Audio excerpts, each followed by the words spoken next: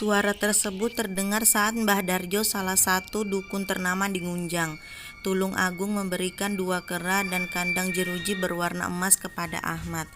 Tak seperti kebanyakan hewan primata kecil yang disuguhi pisang atau kacang, tapi kali ini bunga 7 rupa yang berada di tempat makannya. "Mbah, ini kembangnya buat apa?" tanya Ahmad sambil menerima kandang dari Mbah Darjo. "Kamu kasih makan kera ini dengan bunga itu, jangan sampai lupa," ujarnya. Ahmad sambil termenung karena melihat keanehan dalam kandang tersebut. Kera mana yang suka bunga? Tapi biarlah, yang penting kekayaan akan datang sedikit lagi, pikir Ahmad. Hari itu, tepat di Selasa Wage, ia melakukan perjanjian kepada makhluk gaib berupa pesugihan untuk mendapatkan kekayaan secara instan. Setelah pulang dari rumah dukun, ia lantas menyediakan kamar khusus untuk meletakkan kera sesuai persyaratan yang diberikan oleh Mbak Darjo. Ahmad duduk di lantai memandangi 2 kera yang ia bawa dengan seksama. Punya hidung kecil, kulit berbulu, mata coklat seperti kera pada umumnya. Lantas istrinya masuk ke dalam kamar itu dengan bingung. "Pak, sudah aku buat iklan lowongan pekerjaan, tapi ada tidak yang mau menjaga kera?" tanya Bu Ahmad. "Ada pasti. Tenang Bu, banyak orang yang butuh pekerjaan saat ini, terlebih dengan gaji yang besar," jelas Ahmad. Setahun berlalu sejak perjanjian Ahmad dengan Mbah Darjo di Ngunjang. Saat ini keluarga Ahmad dikenal sebagai orang terkaya di daerahnya dengan rumah mewah dan mobil yang berjejer di garasi. Tidak ada yang tahu jika kekayaan yang ia dapat hasil dari pesugihan. Pagi itu Bu Ahmad membuka gerbang menyambut pekerja barunya untuk mengurusi hewan peliharaannya. Surya yang berasal dari Sumatera Barat itu terlihat senyum saat melihat Bu Ahmad. Ia senang mendapatkan pekerjaan dengan gaji yang besar, terlebih lagi ia sedang merantau untuk membiayai keluarganya di kampung. "Tugas kamu hanya jaga hewan peliharaan kera dan anjing saya.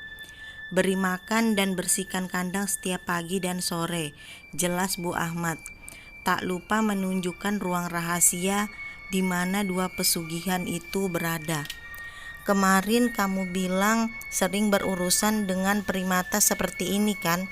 Jadi tak ada masalah kalau mengurus kera saya kan?" tanya Bu Ahmad. "Iya, di kampung saya sudah biasa mengurus kayak gini.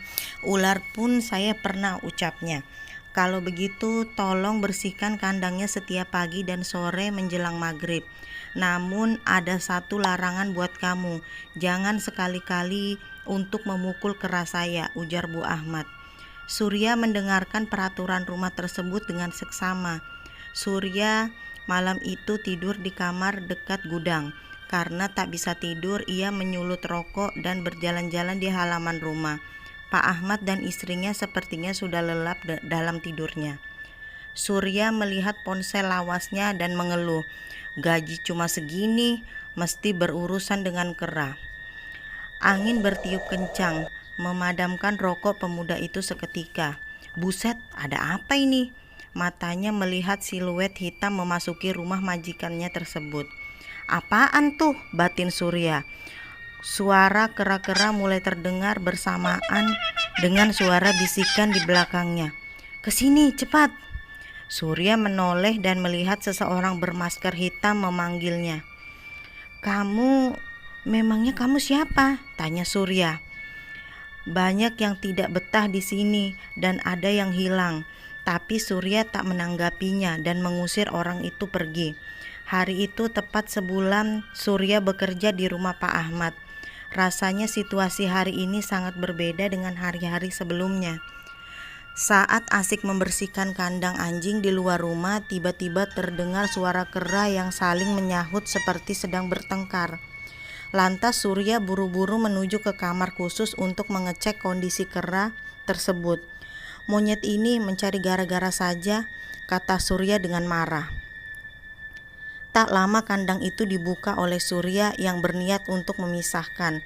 Namun apa yang terjadi? Si kera malah menggigit tangan Surya dan tidak mau lepas. Sontak ia mengambil gagang dekat pintu dan menghantam kepala kera dengan keras. Ia lupa akan larangan yang diperintahkan oleh Bu Ahmad untuk tidak memukul keranya. Tiba-tiba angin menerpa kaca jendela dengan sangat kencang. Saat itu juga ia melihat dua sosok tinggi besar dengan tanduk di kepalanya. Dadanya berdegup kencang dan keringat dingin membasahi tubuh Surya. Siapa kalian?" Dua makhluk itu tak menjawab. Kedua kera lalu menyerang Surya dengan ganasnya. Dadanya dirobek, lehernya digigit, dan lidahnya dikorek dengan sadis. Dua makhluk bertanduk itu mengambil jantung Surya hingga ia merasa lemah karena darahnya terus mengalir. Ketika Surya mengingat peringatan orang misterius itu terkait penjaga hewan tidak bertahan lama. Hanya sebulan kemudian selalu dibilang balik ke kampung asal dan ada yang hilang juga. Dengan mata yang setengah tertutup menahan sesak, ia melihat Pak Ahmad berdiri bersama istrinya. "Ini sudah korban ke-12, apa tetap kalian lanjutkan?" tanya Bu Ahmad. "Lanjut, Ibu, kita akan jatuh miskin," katanya. Tidak lama telepon Bu Ahmad berdering. "Iya benar, kamu hanya bertugas menjaga anjing dan kera saya di rumah. Gaji 30 juta per bulan. Besok bisa langsung datang," tutup Bu Ahmad di telepon. Sebelum menutup matanya, Surya menyadari jika ia dijadikan tumbal pesugihan oleh keluarga tersebut.